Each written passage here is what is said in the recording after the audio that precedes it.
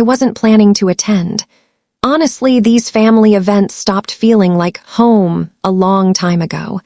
But this time, it was different. It was a tribute for my uncle, the only person in the family who ever believed in me. He used to say I had a quiet kind of strength, the kind that didn't need to be loud to be powerful, so I showed up. For him, I wore my standard uniform. No pins, no medals, no insignia, nothing that would draw attention. Just enough to be respectful and invisible, exactly how they liked me. You see, in my family, appearances are everything. Fancy titles, Ivy League degrees, social clout.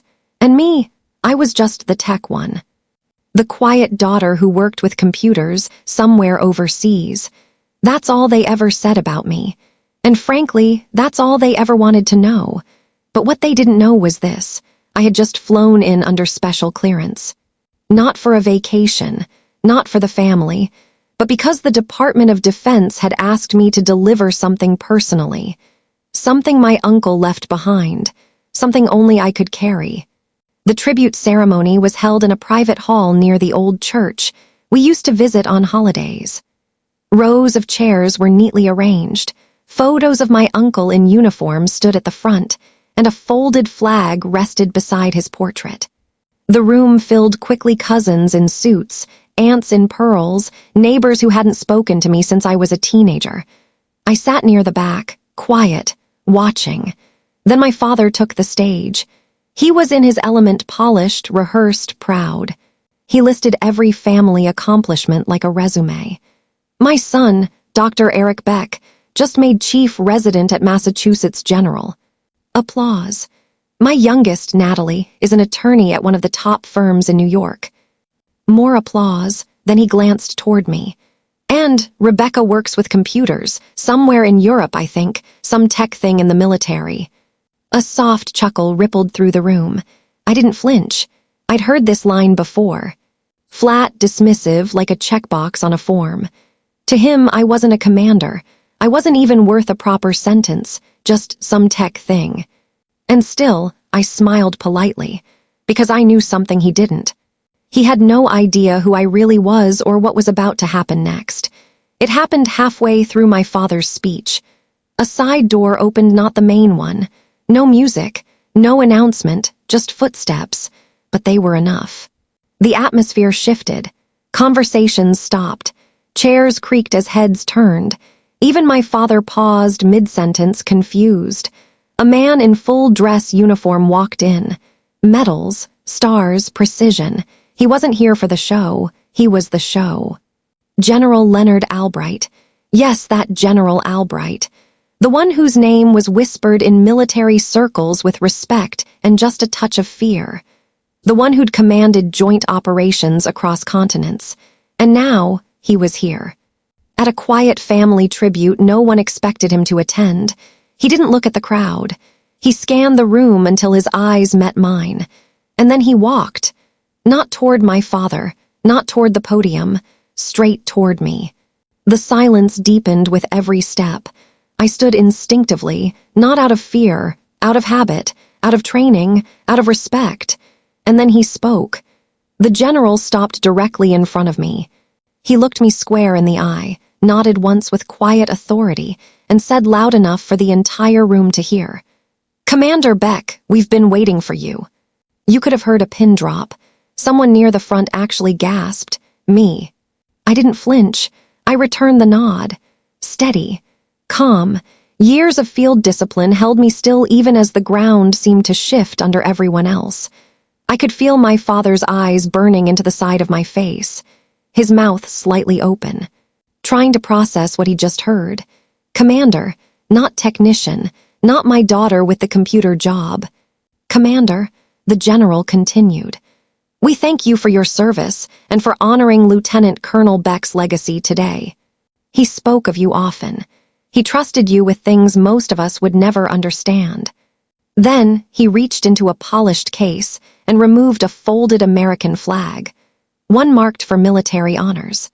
But instead of handing it to my father or any of the senior relatives, he handed it to me. My hands didn't shake. Not because I wasn't emotional, but because I had practiced this moment in my mind more times than I could count. Not the glory, the weight. The flag was heavier than it looked, not in pounds but in meaning. It was my uncle's, folded with care, marked with silence, carried across continents, and now passed from a general's hands to mine, not to my father. Not to the real heirs, but to the one person my uncle trusted with the truth. As I held it against my chest, the room shifted. All the little smirks, all the sideways glances, they vanished. Suddenly, they didn't see the quiet girl in the corner. They saw me, as I was, as I had always been, a leader, a soldier, a commander. My father took a step forward, like he wanted to say something, but nothing came out. Just the realization that for all the years he spent dismissing me, he'd never once asked who I really was. The ceremony ended with a final salute. People stood, clapped, some wiped their eyes, but their tears weren't for me, not really. They were for the version of me they thought they knew, now shattered in front of their eyes. As people filtered out, I stayed behind, still, grounded, letting the weight of the moment settle in my bones. That's when it started. One by one, they came. My cousin, the one who once joked I fixed printers in the desert, walked over, nervous. He offered a handshake and a crooked smile. "You never said you were a commander." I smiled gently. "You never asked." An uncle I hadn't seen in 10 years gave me a backhanded compliment. "You clean up well in uniform." I didn't respond.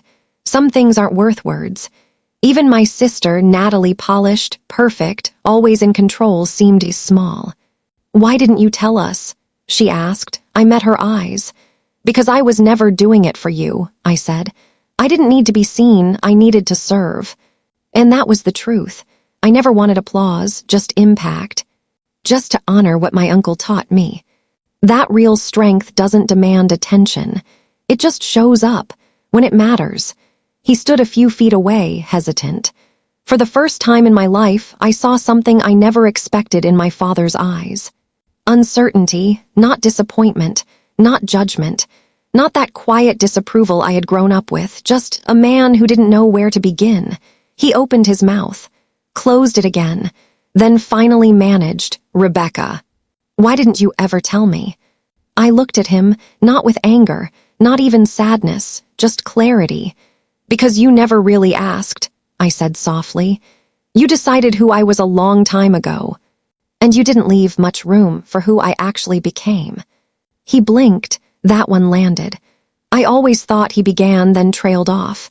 "I thought you were just working with machines." I gave a small, patient smile. "I am. I work with machines, with networks, with systems that keep soldiers alive. I lead people. I make decisions. I hold lives in my hands, and I've done it all without needing your approval." He looked down at the floor. For a second, he seemed smaller, not out of shame but recognition of everything he'd missed. I didn't expect him to say sorry, and to be honest, I didn't need it anymore. For years, I carried the weight of being the forgotten one, the quiet one, the one they never bragged about, never brought up at dinner parties. While my siblings were praised for promotions and Ivy League degrees, I was just away. Invisible. But standing here now holding the flag, wearing the uniform, after being called commander in front of the very people who once overlooked me, I felt something I hadn't felt in a long time. Peace. Not because I'd proved them wrong, but because I no longer needed to. I looked at my father. He still hadn't moved. "I'm not angry," I said quietly. "I just learned how to stop needing permission to exist." He nodded slowly. Not in defense, not in protest, just acceptance, and that was enough. I turned to leave, not out of disrespect, but because the moment had passed. The recognition I needed wasn't his, it was my own. I didn't become someone different the moment the general said my name. I was already her, Commander Beck. The title didn't create me, it simply revealed what had always been there. The discipline. The long nights in forward operating bases. The missions no one in that room would ever hear about. The decisions made in silence. The leadership that didn't fit into their picture of success. For years, I let them write me out of the family story. But today, they had to rewrite the script whether they liked it or not. Not because I demanded it, but because the truth walked in wearing stars and called me forward. That day, I wasn't just the daughter sitting in the back. I was the woman the entire room turned toward, not out of shock but out of respect. And you know what? That was enough.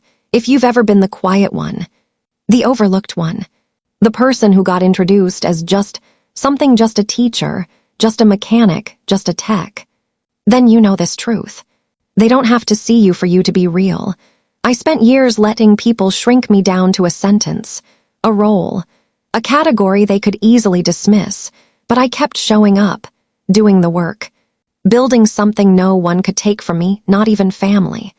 So if you're there now waiting to be recognized, hoping to be understood, let me tell you this, you don't need their permission to matter. You don't need applause to lead. You don't need the front row to hold the highest ground. You just need to keep walking, quietly, steadily, with purpose. Because one day the world will pause, the room will turn, and someone with power, someone who sees, will say your name, clearly, with honor. And on that day, you won't need to prove anything, because the work will already speak, just like mine did, Commander Beck. That name didn't change my life. It revealed the life I had quietly built.